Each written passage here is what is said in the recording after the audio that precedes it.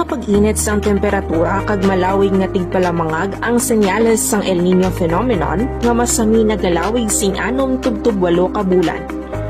Apisar nga nagatabo lamang ini kada 2-7 ka tuig, tuman ang epekto sini sa pagpanguma, pangisdaan kag pagsagod sang kasapatan. Bangod sa El Nino, nagakabuhina ng soil moisture kag supply sang tubig, gani nagakaatrasar ang panahon sang pagtanom. Naganubo ang patubas, nagakaagong sa mga pamalatian kag peste ang mga pananom kag ginasagod nga kasapatan kag nagakalamatay ang mga isda. Agud nga pahagan-hagan ng tuman nga kahalitan sang El Nino, ginapanugyan sang Department of Agriculture ang masunod nga mga preparasyon. Sa talagnan, maggamit sang drought-tolerant kag early maturing varieties sang pananom. Magtanom sang short gestation or short cycle crops kaangay sang munggo, mani kag soybean. Maggamit sang crop rotation method agud makalikaw sa peste. Maggamit sang organiko nga abono agud mapabilin ang soil moisture. Magtipon sang tubig ulan. Sundon ang alternate wetting and drying o kon AWD method kag low-cost drip irrigation system o kon LDIS. Sa pangisdaan, dumalahon sang maayo ang paggamit sang feeds kag tubig kag panilaga ng kalidad sang tubig kag fish stock sa pangisdaan. Magbutang sang nagakaigo ang handong sa mga lugar nga nakabulad kag ginaigo sang sobra nga silak sang adlaw. Siguraduhon nga wala sang takos o kon awas ang pond area. Sa pagsagod sang kasapatan, pabakunahan ang ginasagod nga sapat.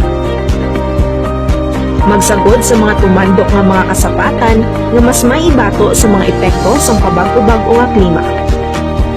Magtanong sang drought-resistant nga mga tanong nga sarang mapakaon sa mga sapat. Sama-sama, itaguyod natin ang mas saganang agrikultura at pangisdaan ng ating bansa tungo sa maunlad na ekonomiya. Sa panahon ng El Nino, maging handa at matalino.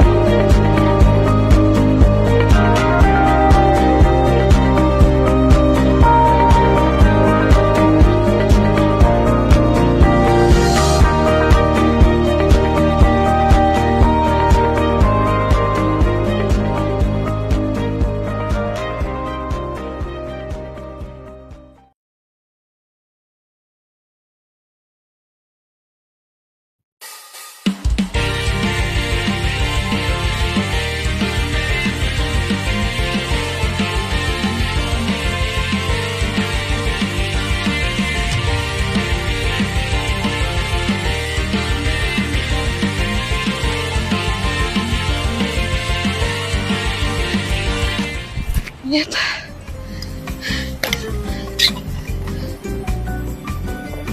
Kuya Angel, kamusta ka na? Ito, pagod na pagod. Galing jogging. Mukhang nahihilo ka na sa sobrang init eh. Ang buti naman nagpahinga ka. Oo, pagod eh. Alam mo, iba ng init ng panahon ngayon, no? Kaya dapat lagi tayong mag-iingat, lalo na kung may plano kang mag-exercise o gumawa ng mabibigat na gawain. Ganun ba? Ano bang dapat kong gawin? Mula 10 AM hanggang 4 PM, limitahan ng exercise sa labas kasi mataas na ang tirik ng araw sa oras na ito. Start slow, huwag biglain ang katawan, lalo na kapag intense ang exercise. Damihan ng pag-inom ng tubig kasi mas mabilis ma-dehydrate. Kapag napapagod o nahihilo na, tigilan agad ang aktibidad. Pumunta sa malilim na lugar at magpalamig muna. Thanks sa tips, Kel, ha? Siguro baka madaling araw or gabi na lang ako mag-jogging. Buti naman natuto ka na. Oo naman. Or pwede din mag-pickleball na lang ako. Sige, lahat ng sports, salihan mo na. Talaga?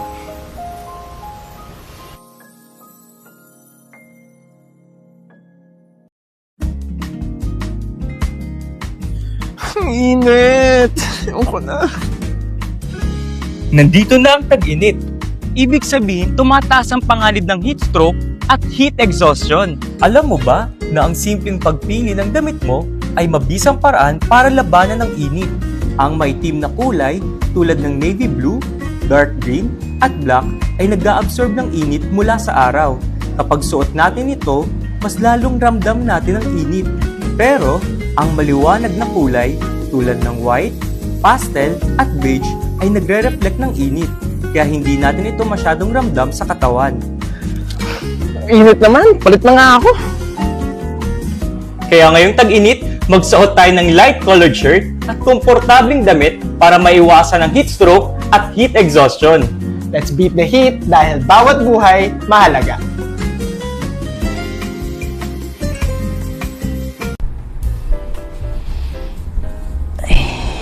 Pagod.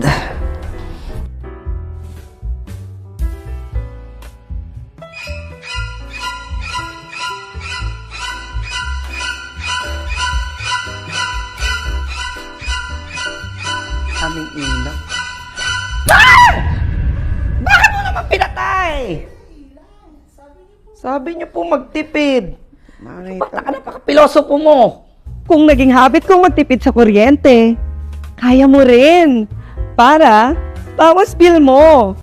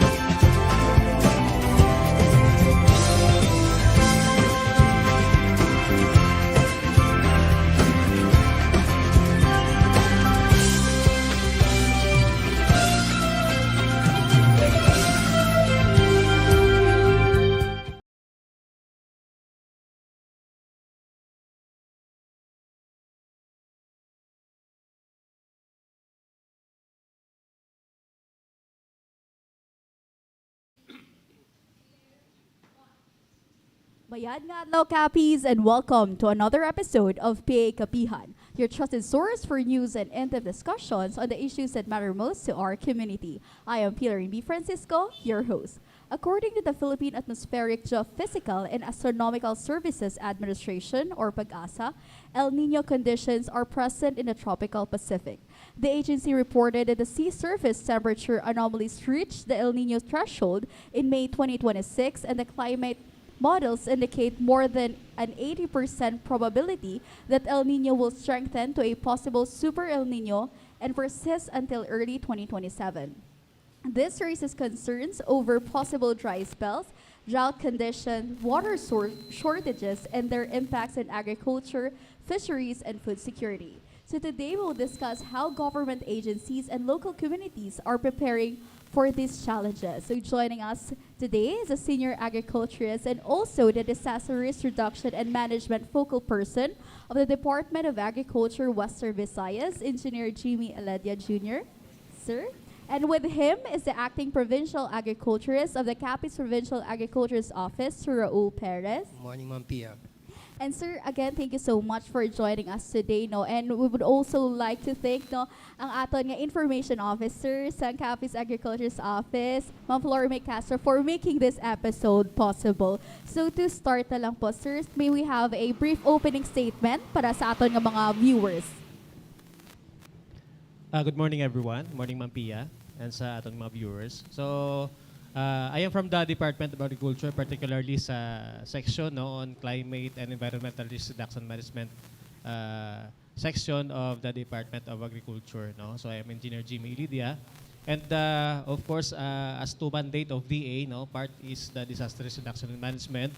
And we in the SERMS, ang amon nga section, ang in charge sa aton nga mga activities, particular for disaster preparedness, mitigation, prevention, hasta sa rehab and recovery, ma'am. So on the DRM aspect, ang amon nga unit ang nag-handle. So that's why nga for this El Nino, no, upod ang amon na Regional Executive Director and amon nga bugos nga persaman sa DA Western Visayas, upod gid sa interagency nga efforts sa pag-bulig nga makamitigate sa sining palabuton naton nga impacts nga aton nga El Nino. Good morning. Sir Raul? Morning, Ma'am Pia, Sir Jimmy, no. Diri naman sa provincial level, no, we are constantly monitoring and reporting kung ano gidya ang situation at the grassroots level. And we are continuously informing our farmers and fisher folks with regards to whatever is being, what may be done, no, to address the situation right now. As of now, pasalamat gid kita, no. We are thankful that we are still having rains right now, and we are currently the province of Capiz is currently in their land preparation stage, no. There are about 1,000 hectares already being prepared and planted right now, as of now, and there's a lot more to go, no. So hopefully very soon mapadayon gid nato ng aton pagpatanom sining first cropping sining rice and corn season.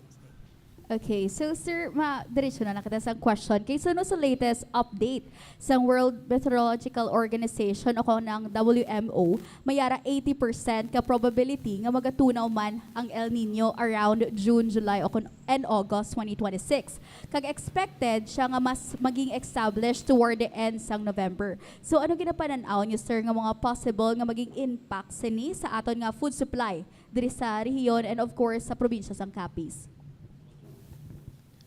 Sige, ma'am. So, actually, no, let me reiterate sang discuss man last time. Actually, we were at Pampanga, kagaara ang pag-asa, no, during sa amon nga DA National Plan, El Nino Planning. Gin-correct nila nung term nato nga Super El Nino. So, because sa categories ang El Nino, apat lang. Actually, no, ang weak El Nino, moderate El Nino, strong, and very strong. No, so for this forecast, Ma'am Pia, this is toward actually the percentage ng probability of very strong El Nino, mga 40, around 40%, 30 to 40% ang ining El Nino episode na subong.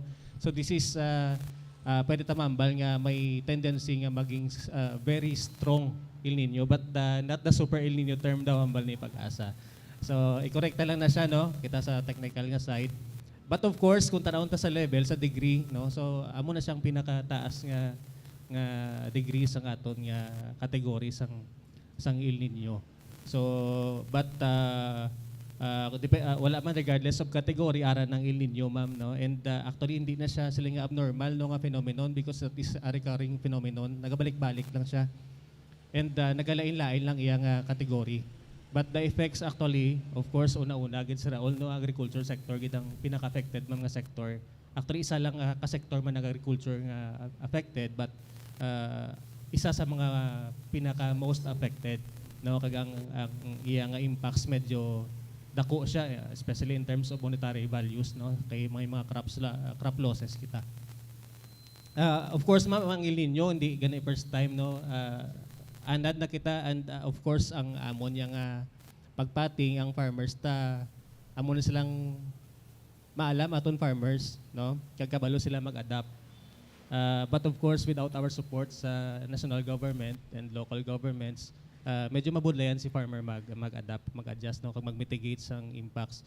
So si farmer sagad na siya sa iya planning sa iyang pagpanguma, no. So suportaran lang naton, and of course agyanta na based on experiences nag-learn man kita, no.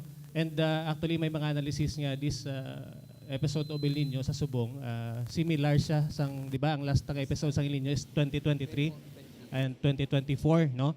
So the same siya nga aton approach, but of course ma'am intensified ang aton nga kuan kag amon ginatanaw subong medyo collective dapat efforts from the national government and hasta sa aton nga local government dapat magsuportahi gid sa programa para sa DA. So generally ma'am amon lang siguro nga strategies for the Department of Agriculture ket ibalan ta man nga actually may effect ni siya sa aton nga food supply, no.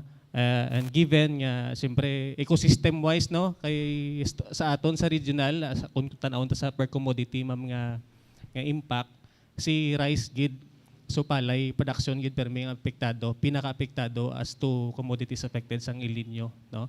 So damo nagakalayaan sang palay, no, kundi informed aton farmers. So ang pinaka-strategy of course ma-mitigate preparedness, ma'am. Kaya actually yung preparation is amo nang pinaka-importante itang obrahon, no? Kaya wala na tamay mo kunara na. So dapat ang information dissemination intensified gina siya namon. So naga-partner kita sa local government, sa provincial, naton nga agriculture office para mapalambot sa farmer ang tama nga impormasyon, no? Kaya para makapreparar sila. Of course, kay-expect kami nga sa nambal si Raul, ma'am, nga aton nga first cropping season. Actually mo naton pag-asa, no?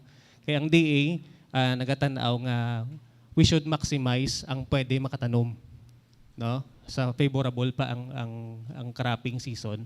So ang inatanaw ta for Western Visayas because ari kita sa western side, favorable pa kita during habagat season, ma'am, sa planting.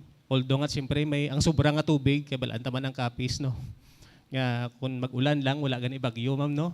Thunderstorm lang, very prone gid kita sa flooding man. So isa lang na ngay hindi ta makakasiling nga kun El Nino wala baha, no. Kay ti kun El Nino actually mabaskog ang ulan, no. May mga times gid nga mabaskog ang ulan because grabe ang water cycle nato, no. Kung may magporma lang nga clouds, grabe kadamo, no. Kag balaan ta man subong ang aton nga rainfall variability nga mayara nga ulan nga supposed to be ibubo siya, ulan siya for the 1 month or 2 weeks.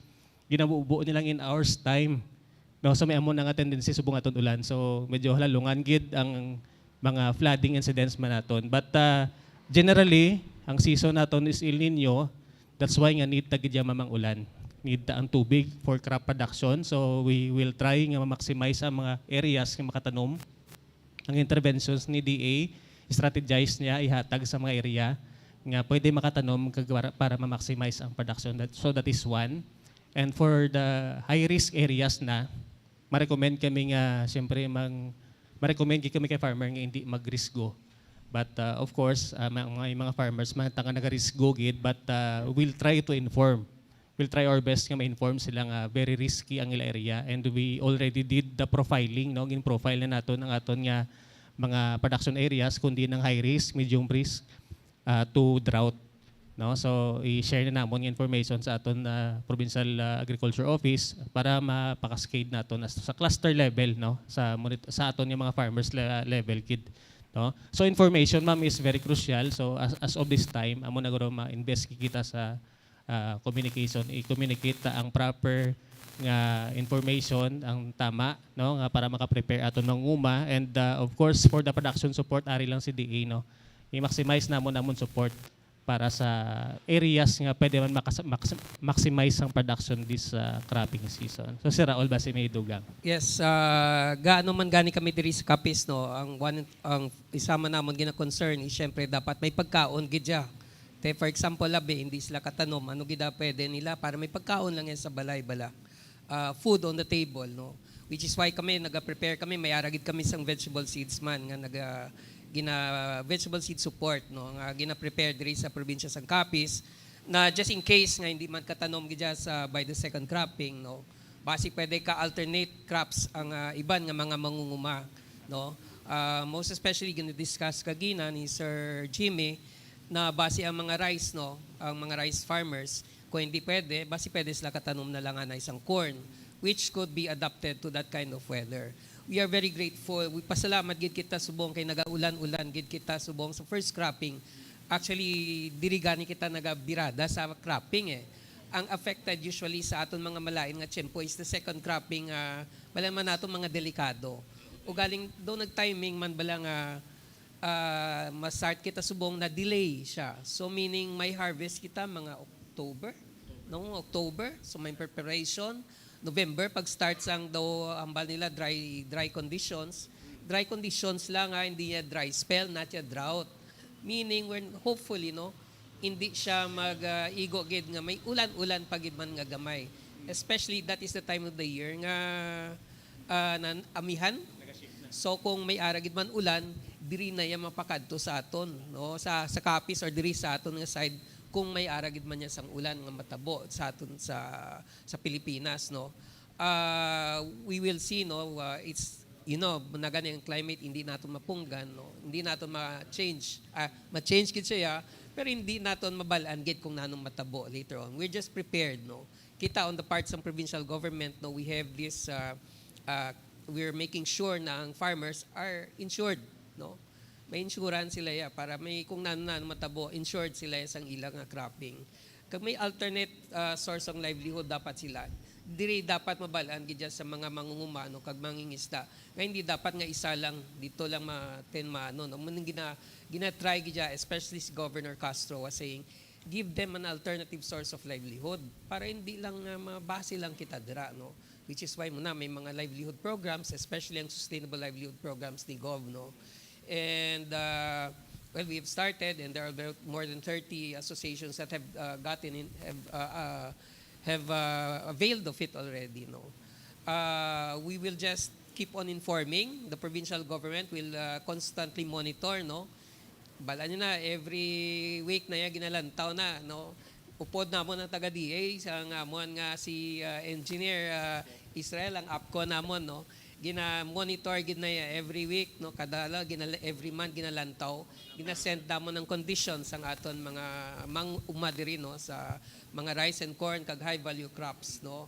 And why hindi man kami magkulang sa information dissemination kadto lang sa amon page no sa Provincial Agriculturist Office kay constantly may updates kami dira no with regards sina, and sa subong gani may dugang no nga kung nanong pwede himuon sa siningation may mga updates sila anong pwede himuon sa kada munisipyo no.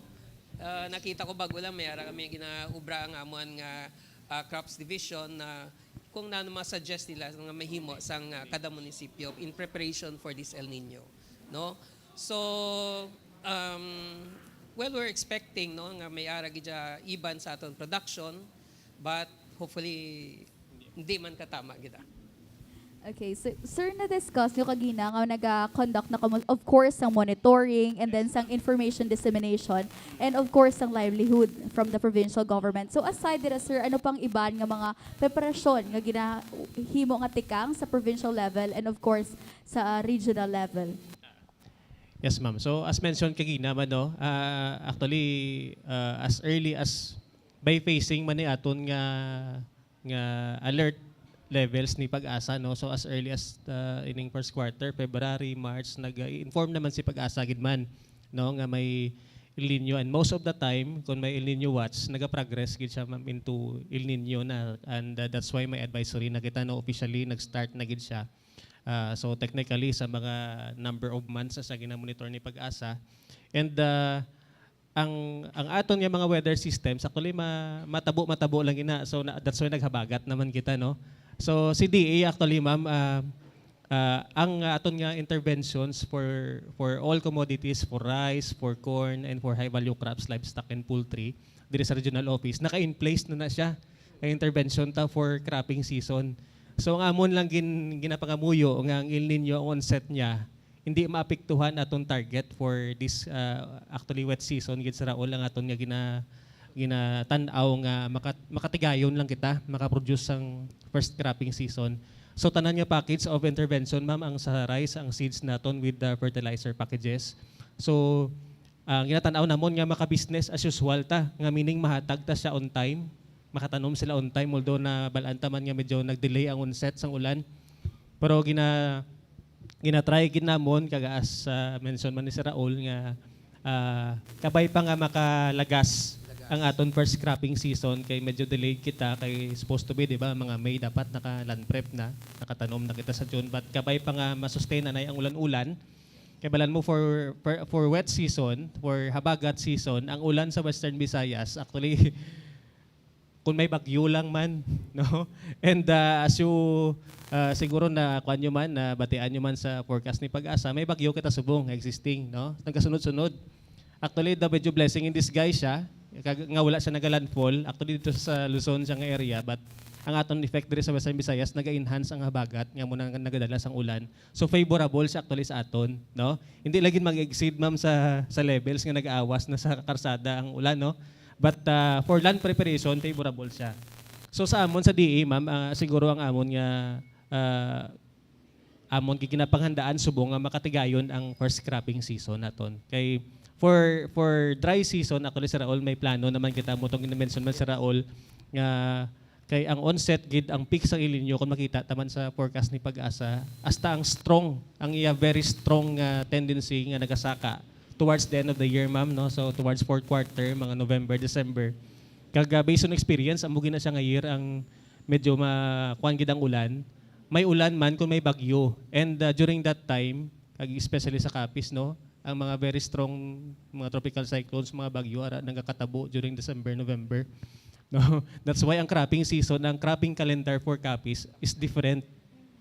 May mga banwa nga naga-adjust kay tungod nga typhoon season during sa November, December, naga-adjust sila sa ila cropping towards January. So amo na nga mo ginatan-aw nga ang second cropping season sa Capiz, studyuhan gid kag i-relay gid namon ang proper nga recommendation ma'am as to cropping ano ang commodities nga ila itanom no, kay base ang rice very risky na for rain-fed areas during January kung mag-move pa sila. So amo na nga ang risky areas it's either nga mag-shift sila crops. So amo na nga naka-standby ang corn seeds and fertilizer namon nga package for areas sa rice nga hindi na magtanom rice or alang-alang na siya for rice for second cropping season. So there will be crop shifting kaga ginaplano sa namon ma'am sa cluster level, so meaning target nga farmer groups. So with the provincial government tan-awon namon kung din sa ibutang ang proper nga intervention, but as of this first cropping season gusto namon ma-maximize ang tanan nga intervention ni DA hatag namon para maka full force ang aton nga production. Actually sa subong may ara sa rice seed reserve no, mga 800 sacks nga arat naka-standby lang sa dira sa ESLA no, sa aton JICA nga storage. Ang variety niya is 222 and 216 which are short-term varieties no. So basi pwede man in case man niya pwede na mahatag for those no affected sinang aton nga no. So makahatag man tagyapon sa mga rice seeds sa mga those really affected no, nga kinahanglan basi pwede pa man niya makatanom pagid man niya no. So those are things sa gina-consider no. At the same time sige-sige man naton no pag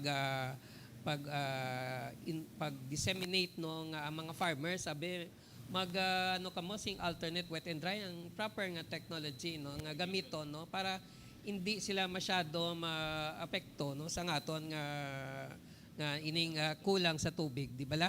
So, hopefully, no, as I said, ining first cropping, diri natin matutok gidjaya, no?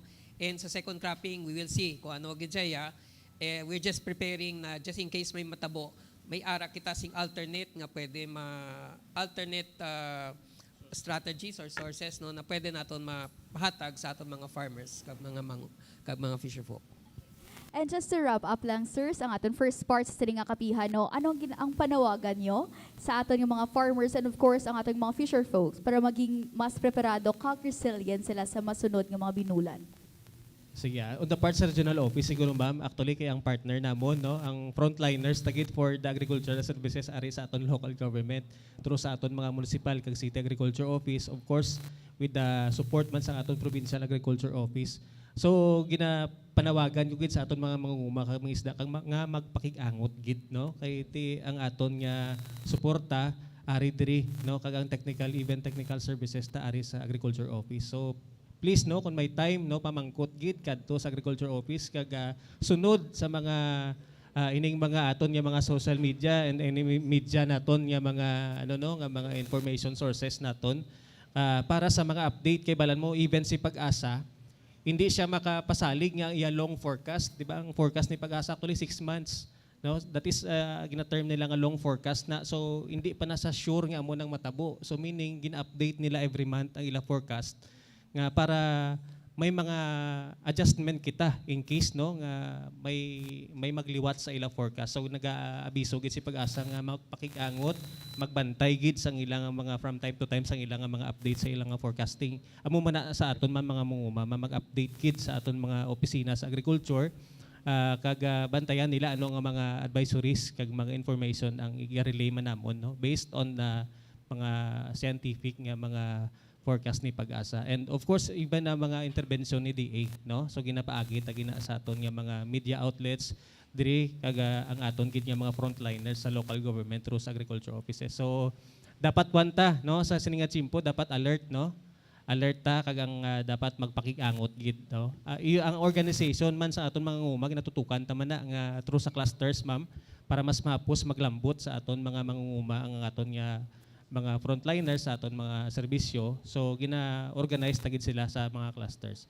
So mula na siguro, no, sa regional office, so gusto namon nga dapat in close coordination kita kay para tanan nga mga adjustment naton, tanan nga mga ginapatigayon naton nga mga activities programa mabalaan gid ka makalambot sa aton mga farmers.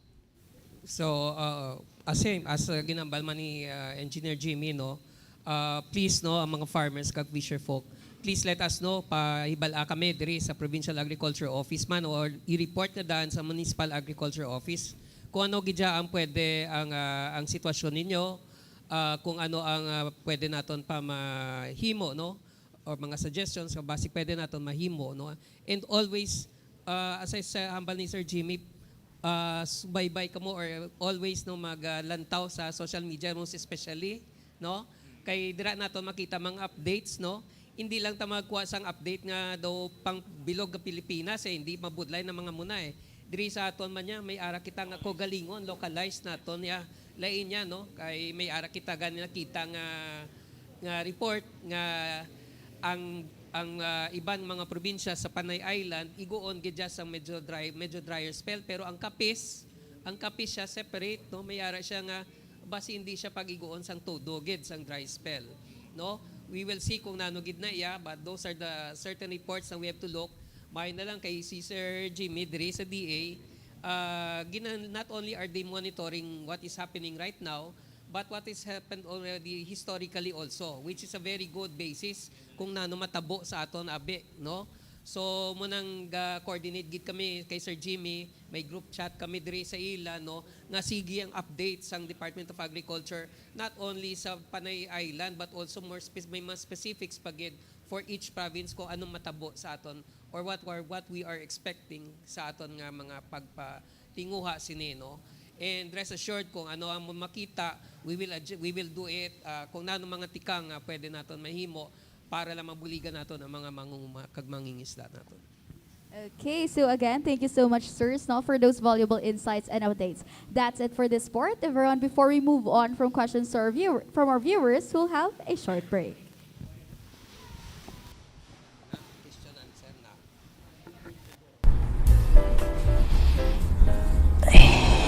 Pagod.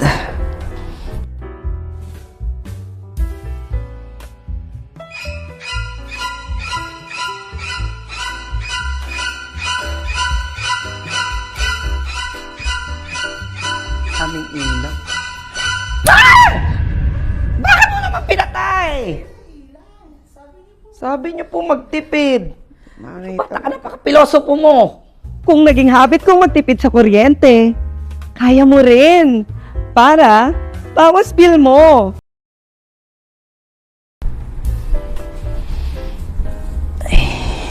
Pagod.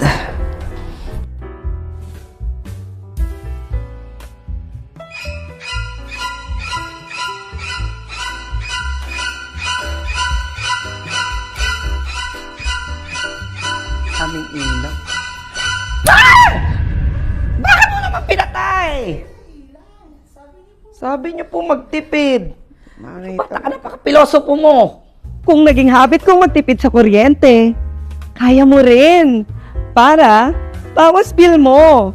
Ang init! Ang sobrang pag-init sang temperatura kag malawig nga tigpalamangag ang senyales sang El Nino phenomenon nga masami nagalawig sing 6 tubtub 8 ka bulan.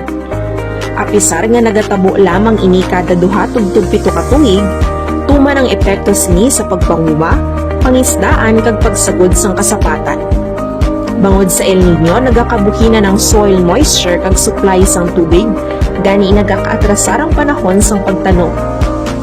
Naganubo ang patubas, nagakaagom sa mga pamalatian kag peste ang mga pananom kag ginasagod nga kasapatan kag nagakalamatay ang mga isda.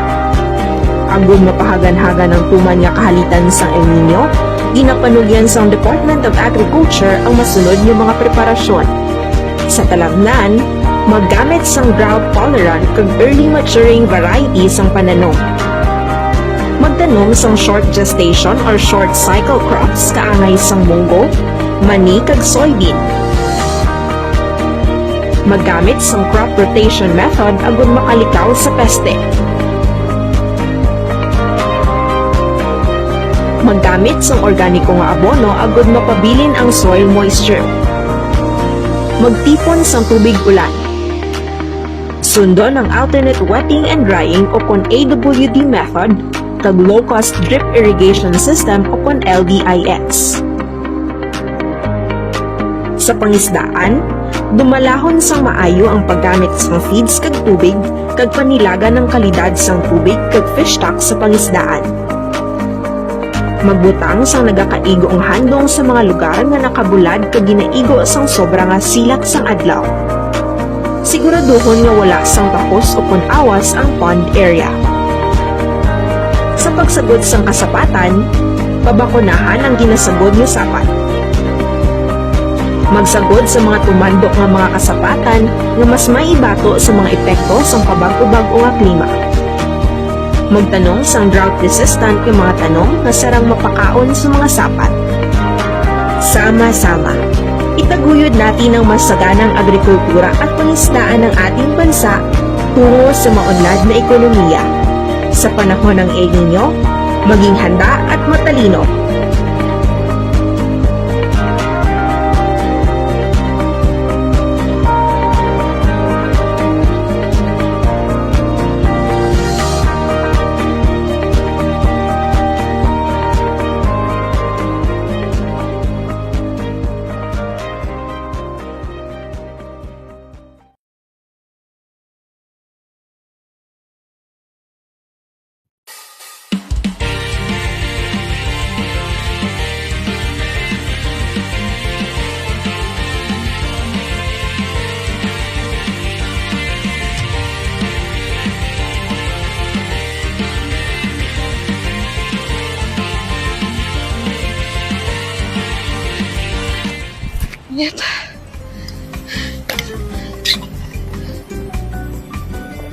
Kuya AJ, kamusta ka na?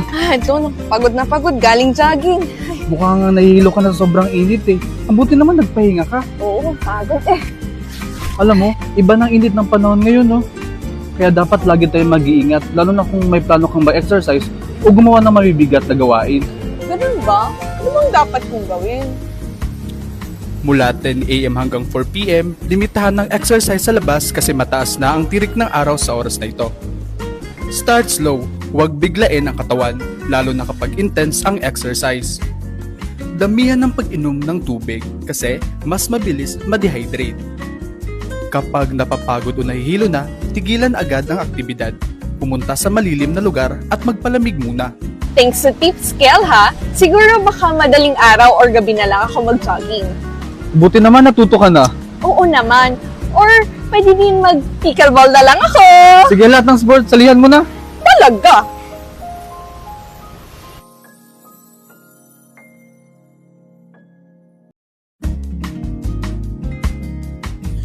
Ang init!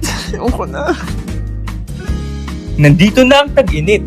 Ibig sabihin, tumataas ang panganib ng heat stroke at heat exhaustion. Alam mo ba na ang simpleng pagpili ng damit mo ay mabisang paraan para labanan ng init? Ang maitim na kulay tulad ng navy blue, dark green, at black ay nag-a-absorb ng init mula sa araw. Kapag suot natin ito, mas lalong ramdam natin ang init. Pero, ang maliwanag na kulay tulad ng white, pastel, at beige ay nagre-reflect ng init. Kaya hindi natin ito masyadong ramdam sa katawan. Init naman, palit na nga ako. Kaya ngayong tag-init, magsuot tayo ng light-colored shirt at komportabling damit para maiwasan ang heat stroke at heat exhaustion. Let's beat the heat dahil bawat buhay mahalaga.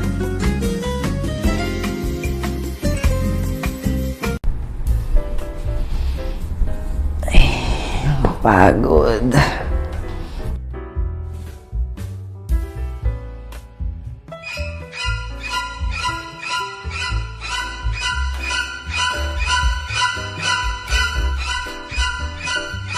Aming ilaw.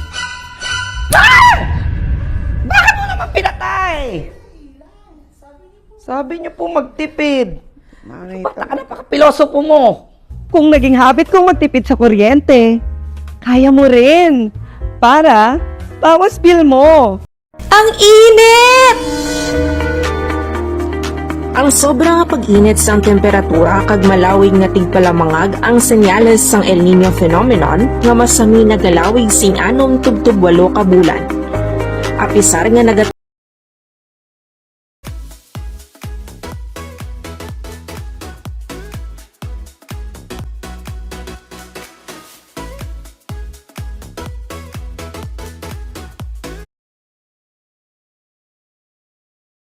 And we're back. So, gentle reminder lang to our media friends, so kindly state your name and the media entity that you're affiliated with. So, for the first question, Good morning, sir. Myla Fuentes from K5 News FM Rojas. Regarding, sir, sa El Nino, pilagid ka ektarya sang umahan sa Western Visayas ang posibleng nga maapektuhan pananglitan nga magalalain ni sir. Sige, ma'am. Actually, ma'am, as to extent sa maapektuhan, ma'am, no, historically, may ara kita data, but for copies, ginatanaw ang mga 60% ang rain-fed. So, ang mga wala pa tubig, ma'am, most definitely, amo na silang ginatanaw nga maapektuhan. May different lang nga levels of severity. So, muna ginapatanaw taman actually with the provincial government at sa aton nga mga LGUs, nga ang profiling sa ilang mga area, bala ma'am, diin ang area nga may ara kami term ma'am nga vulnerability, no? So, ang highly vulnerable to drought, may ara kita moderate and medium risk. May ara man niya areas nga not vulnerable. So, naka-profile na siya ma'am, pero as to generally for copies, mga 60% kina siya ang posible maapektuhan at different levels of severity, moderate up to high levels of vulnerability. So mga 60% sang copies nga area ni sa Raul ma'am sa rice. And for corn, sigurado gina siya ma'am nga kung wala ulan ang corn, kay ara sa nahamtang aton mga corn areas sa ibabaw, no? Medyo butang ma'am balta gid rain fed and upland na siyang area ang corn ma'am. So vulnerable gid siya. So all corn areas I think for copies are vulnerable for drought. Follow up lang, sir. Ano nga mga areas dabi sa Western Visayas sa makabig nga high risk ni sir? Actually copies is one, high risk. Kay 60% rain fed siya ma'am and Iloilo ginatanaw ta. Kag bisan sa mga reports naton historically.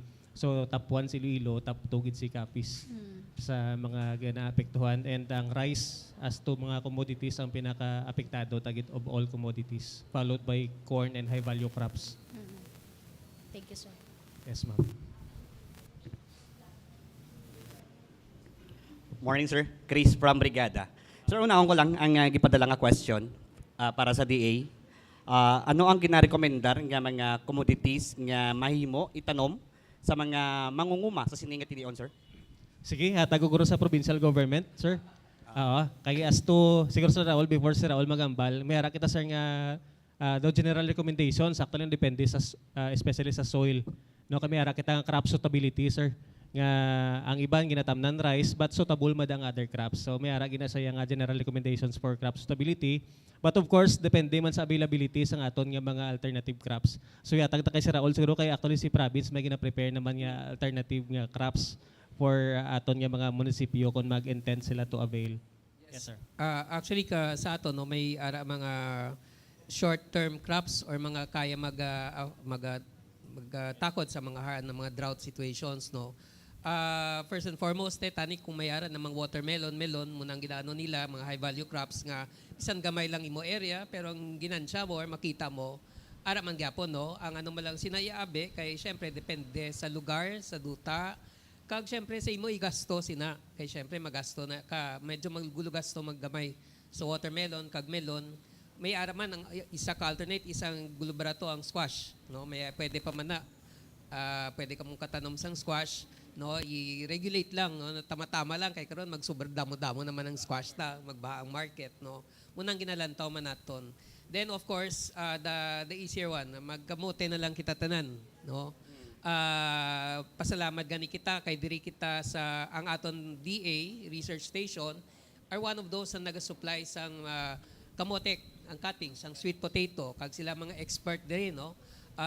Iga-supply gani kita hasta sa Iloilo kag Aklan, no, sa mga cuttings. Diri sa aton sa Sigma, I don't know if you know, malapad Kogon Sigma, no, may mga cuttings dira. So actually may mga targets man ang probinsya, no, sa aton sa high value crops, kung di namon pwede mahatagan man, no, ang mga cuttings no kumbaga makuha kita sa DA, kag target kami mga kung diin ang pwede ang interested na makakuha sina, no. But aside from that, I think ang Department of Agriculture also, no, damo ang ano dira, so I guess pwede man kakuha direkta man sa Sigma if ever, no, masulat-sulat malang sina masulat, no. Also, syempre, during summer, kung manong mga summer crops, ibala, legumes. Ang iba naton gamunggo, gapol sitaw, kag iban pa mga leguminous crops, no? Mga beans naton, na munang pwede itanom. Ang point mo lang siniya is kasi you're trying also to get kung anong pwedeng makapa-income ka sa iyay mo, at the same time, may kaunon ka, no? Which is why kami man, may ara kami muna, as I said kagina, may vegetable seeds kami, no, nga gina-prepare. And atong may ginaplano gani ang DA also, no, nga with these types of areas, no, na basi pwede nga imbes mag-rice, mag-corn na lang sila, no. Though I think that's one, yes, crop shifting ang ginatawag ni Sir Jimmy, no. Dito lang anay, kay hindi man ta pwede katanom sa ibabaw, diri na lang kitabi sa dalom sa mga rice areas, basi pwede kita katanom dira. But it will also depend noon tagi jang tiyempo, kay basi gumulpe may ulan gali kita isa kadlaw tapos ginaman ng basi magbaha bala or whatever, no. But still, these are possibilities nga pwede naton mahimo, no. And muna manami kay na-identify naton diin ang mga pwede nga munang bulig ang dapat naton no. Waswason tang bulig sa mga irrigated for rice, no. Biraho naton sa second cropping, buligan gidya naton ang mga irrigated areas. That's about you're talking about mga 13,000 hectares or mga 23% sang bilog sang number of hectares di sa Capiz. Dito kita mawaswas bulig sa ila. Ning albanderiya tanawon ta kung okay diri balang corn, okay bala diriya ang base mag high value crops ang sa Panay. Panay for example, may mga areas dira nga mayad na sila magpatubo ya sa watermelon, base mag watermelon na lang sila, no, mag-decide sila whatever. But at least, no, may muning mga alternate kung ano mga summer crops naton muna pwede naton matanom. Okay. Question ko na lang, sir, no?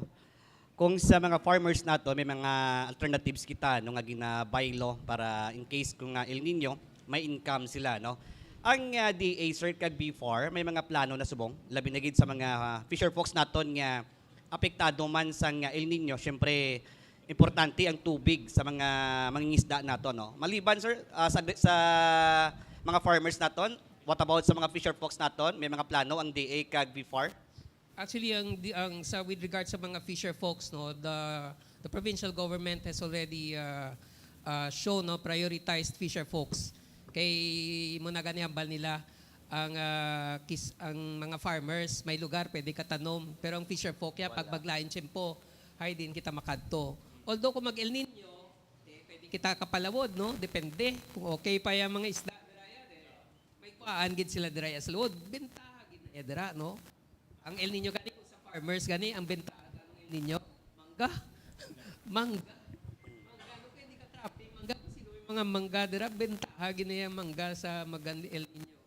Anyway, sa fisher folk, no, the governor has prioritized also mga fisher folk associations na hatagan gid sang sustainable livelihood projects, no.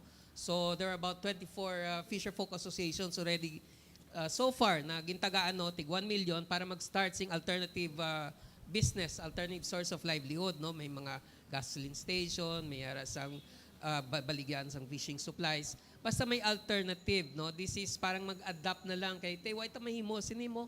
Ang most affected actually are those mga inland fisheries gid, no. I think munang kay syempre ang tubig nga ginagamit for aquaculture sa inland fisheries munang mga dira sa ila. But nonetheless, I'm not sure, no, pero hindi man sang kung mga gagmayon, most likely usually sila may rice area man or whatever, may area na sila pang tanom man dira. But muna provide them with an alternative source of livelihood man yan, no. Isa pa dira is mag-avail sila sang nila sang insurance, no, sa ila man nga mga sa ilang mga fisheries kung nanugid man niya dira. Yeah. Kay kung sa El Nino gid man makita mo man pwede ka kapalawod gid. So hindi gid man sila tamaan gid ka affected unless masyado ka init diri sa malagyo. Hindi man guro. Ang red tide, with regard sa red tide naman niya, the possibilities of usually ang mga the times na nag-occur na is during August to September, which is why ginabantay naton gani ng mga red tide ina, no. Pasalamat gani kita subong kay aside to before mag-monitor kami sa red tide, tubi lang amon ang gina-monitor. Tubi lang kag ang iya flesh, ang iya meat ginapadala pa na sa Manila para mag-conquer kung may red tide gid man or wala. Sa sining nga tuig may maabot sa aton nga isa ka equipment halin sa DOST kung sa diin kita na mismo pwede na kita ka test na diriya, no. They call it the basta may tawag sila nga term sa ina na pwede kita ka-test na sa meat. Hindi na natin kinanglan magpadala pa sa Manila para mag-balaan kung may red tide gid, no. Ano gani may? ELISA, no? It's an ELISA equipment. Si Ma'am May gali siyang sa laboratory namon. Anytime of this day, makita ang result? Yes, any time of the day pwede na yan makita. Di ba may? Any time of the day pwede na yan makita yung result siya nga pag-ambal namon muni. Unlike before, mahambal mi daw muni nakita namon pero i-confirm pa namon sa Manila, no? Subo by this year, within this year yan, mahambal natin muni na siya, no? Diri na pwede mabalaan na namon ng results. Waay gid gapahuway man si Governor Castro with regards sa mga fisher folk, no? I know balaan niyo man bisan waay sang lain na tiyempo, bisan wala may ara gid siya ayuda gid siya para sa mga fisher folks na naginahatag na iya. It is a program nga sige-sige na iya kay balaan nila kung maglain ng salawod, especially mga November magtudo hangin, hindi man kapalawod munang delikado dira. Kung magtodo hangin, may El Nino tuod kita di magtodo hangin, hindi man sila kapalawod. So what do? You try to help them, offer them alternative source of livelihood. Kag may mga ginahatag man, no, mga assistance si Governor Castro with regards kung sa mga fisher folk na usually affected sa muna ang mga sitwasyon. Thank you, sir.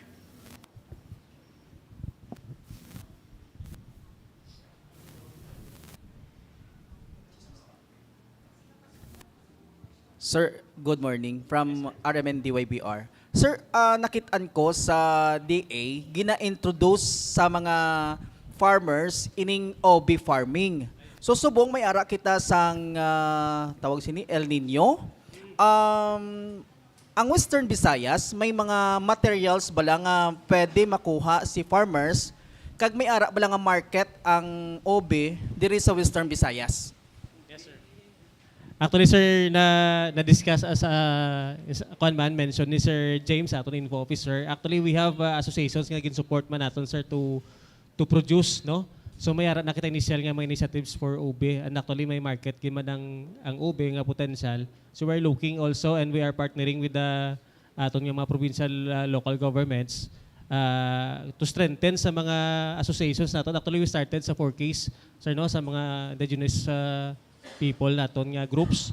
So for the production and eventually sir mga planting materials later. And actually we have stations nga capable man mag-produce later, sir. So ongoing siya nga efforts ni DA to look into sa potential sa pag expand sang ubi, sir, nga commodity sa Western Visayas. And actually ninyo kuan gisa, sir. Actually pwede gid siya iban nga farmers naton mag-venture. So pakigangot lang sila, sir, sa Department of Agriculture, especially dito sa aton sa regional office.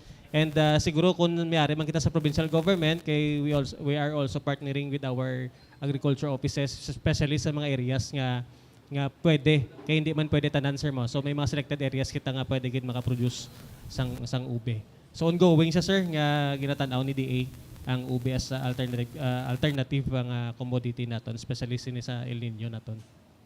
So ang marketing sini sir, din pwede ni farmers in case abi nagtanom na siya, no? Din niya pwede ibaligya ang iyang produce nga crops nga obe. Actually, sir, through sa aton nga marketing, no, agribusiness and marketing assistance division, ang market matching ta sa regular na, no, once nga may ara kita nga mga organizations, mga farmer groups, mga clusters naton nga may mga particular products. So si aton nga AMAD, aton nga Agribusiness and Marketing Assistance Division, ang naga-assist. Actually may counterpart man kita sina sa aton nga provincial government sa Office of the Provincial Agriculture. So ginatingwaan tagid, sir, nga ang produce ni farmer mamas naton sa mga possible markets. So wala gyud problema, no, amo lang sa nang balamon gani pakiangot gid sa aton nga agriculture offices, no, for before magplan actually sang commodity nga itanom, no, kay para mabalaan na daan kung may possible market. So ang aton market matching rigid sa aton sa agriculture office. So may opisina kita, may division kita nga nagahandle, sir, sang market matching naton for aton agriculture produce. Yes, sa probinsya Manabe ginalantaw man namon ni ng sa ube, no. We'll see kung ano mga technical requirements gid niya. Yeah. Kasi from what I understand, di man tanan-tanan gid siya pwede katanom sinang ube, especially sa duta. Din nga diri sa kapis nga pwede nga duta, no, the kind of soil na pwede siya dira at the same time ang temperature requirements bagid, no. So we will check on that. Interested man nga no kay diri ta sa kapis siya basta may baligya may kwarta kwaan. Testing gid yang kapis don, di bala. So we will be looking into that also. Kay Sir Raul, no, last. Sir, may ara kita nga mga irrigation nga will not function. Initani makabulig para sa mga mangunguma, no, especially dira sa panitan bala, sir. May ara dira nga project ang irrigation naton. Pero initani magkabulig dako gid sa mangunguma, especially may ara kita nga ginapangatubang El Nino. So wala ara iya ang project pero wala ga function. Sir, basi pwede man ninyo idangop sa NEA amo ni nga problema kay daw hindi na pa kompleto. Dugay na gin-install pero wala function. Yes, sir. Ina mga problema na dapat gani ginadangop kada no, ginapaibalo kami kung nanong katabo so that pwede naton pasaka sa management sang NEA kung anong pwede dira mahimo. I don't know, sa subong hindi man ko kasabat kung nanong katabo dira iya. But rest assured kung magkadto sa amon, pangitaon namon kung nanong pwede mahimo. In fact, ang provincial government, ginhatag na sa provincial government daw duha ka irrigation systems. Ang isa sa Maayon, ang isa sa Dao. I think ang Dao Ilas Norte, no, which we just handed over to us nga kami na mabulig dira sa ila pakayo sina, no? And so far nakayo naton ang iyasang sa may Batabat area, no? And daw sa Dao ang Ilas Norte, I think, no? And no, nagaandar na sila. Mayong lang ganina hambal mo sa tanan mga irrigators, mga irigasyon dira, palihog na lang, no? Kay pagkabalo ko, dapat i-maintain gid ina ninyo ginatag sang niyaman para masigi-sige maintain. Kay sometimes ginapabayaan na malang. Subong palihog man, i-clean man no ang mga irrigation canals nga ara dira sa mga concerned ng mga farmer irrigator associations base may mga areas dira, especially subong no ano yun namon nga lihog no, ilimpyuhan nyo na kay kinanglanon gid na to no, kinanglanon gid na ninyo para sa palabuton nga El Nino nga mo sini.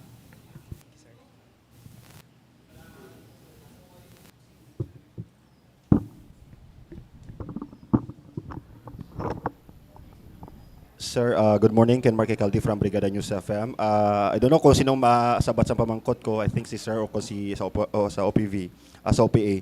Sir, ano himuon, sir, sang mangunguma in case nga maapektuhan sila sang El Nino? Kag ano, sir, ang nakapreparado o kung nakapreparar nga mga bulig, sir, nga i-extend naton sa mga farmers naton nga affected sang El Nino? Sis, one part, kung may affected man sila, automatic, liyo kung RSBSA sila, inform sila nga daan para ma-insure, makuha sila insurance, no? Ka-affected sila nga may gintanom, o galing kinigo sang El Nino, telihog, report nga daan sa PCIC, no? Or report nga daan sa Municipal Agriculture Office para ma-inform nga daan ng PCIC. Kisabi ang mga farmers, naga-inform diretso sa PCIC, so sa insurance claim, pero way gagi sa Municipal Agriculture Office. Te, paano naton matanaw kung nano mabulig sa ila, no? Kay why man sila gahambal, gaano lang sila, insurance lang nga daan, ay paano kung kami mayara man ibulig dira, no?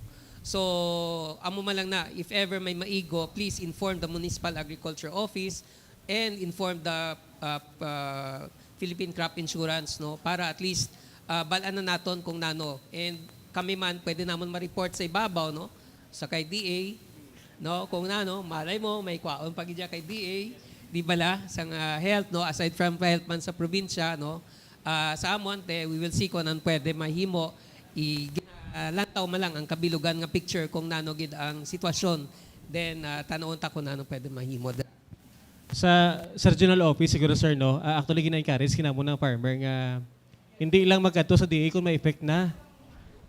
That's why nga gina-encourage sa preparedness measures dapat maintindihan ni farmer nga mo na nga kung risky ang iya area kag nagtanom siya, nagrisgo siya, actually medyo may salaman sa end ni farmer, no, nga ginpilit mo nga actually ginrecommend na ni DA or ni Agriculture Office nga alang-alang na da so mangita ka sa alternative crop, no? So amo na nga mga information bala sir nga dapat mabala ni farmer. So mag-invest kita sa government ka invest for preparedness nga tani gamit kita nga mag-abot man ang El Nino, gamay lang aton expected sir nga damage, pero siyempre miyara gina nga ma-damage gid, no? Pero we are expecting tani for minimal because naka-prepare kita, no? So kung matabo giman sir nga may damage na, actually damage reporting actually is part of function man ni DA from the local government as sa region to access man sa aton nga mga rehab funds.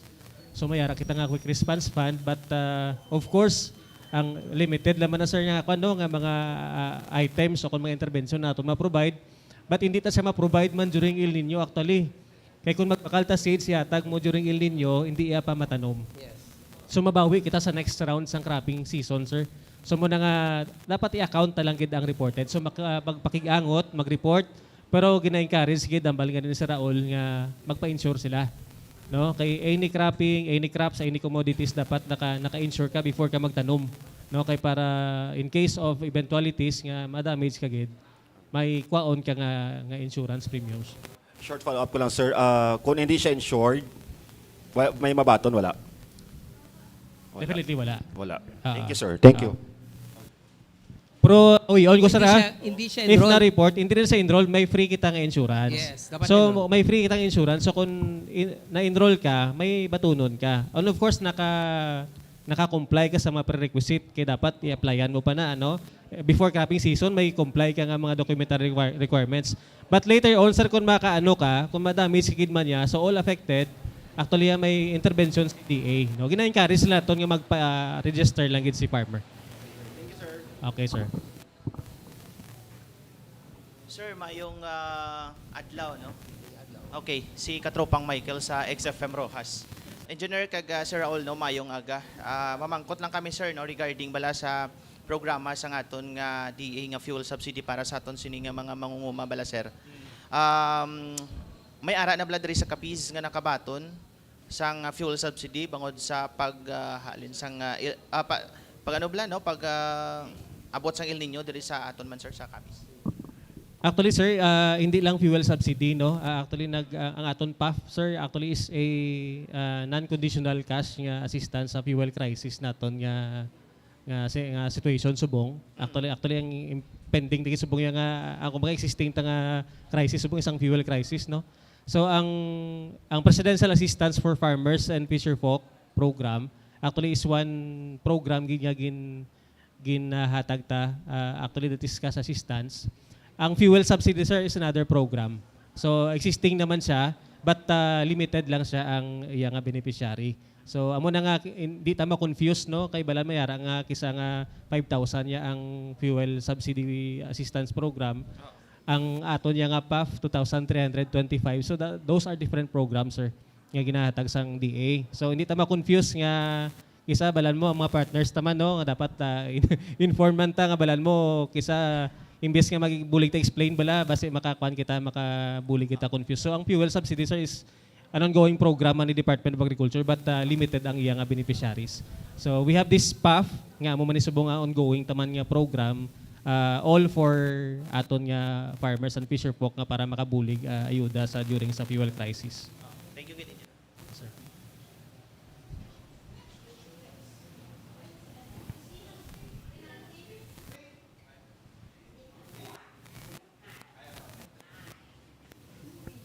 Hello.